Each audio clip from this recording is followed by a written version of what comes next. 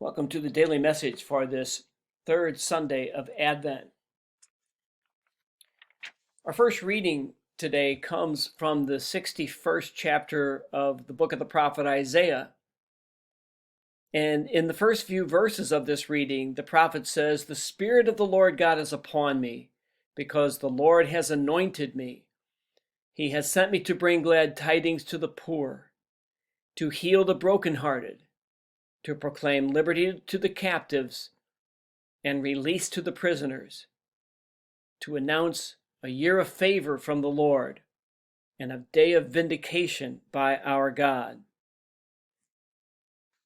Because of our baptism, the Spirit of the Lord God is upon each one of us, and the Lord has anointed each one of us.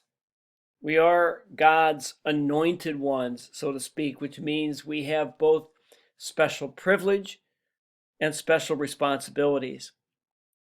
So we are called to do what this reading says today, to bring glad tidings.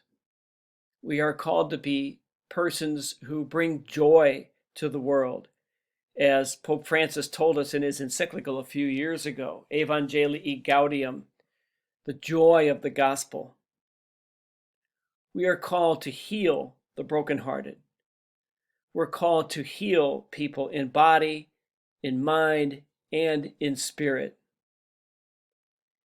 We're called to proclaim liberty who are held captive by self-doubt or negativity or depression.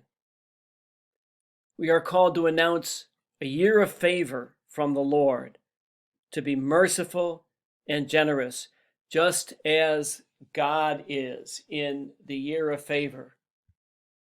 And so this reading has special application for each one of us as believers, because during this Advent season, especially, we are called to live out our baptismal mission, our baptismal anointing, and to let the world know that the Spirit of the Lord God is upon us all. Thank you.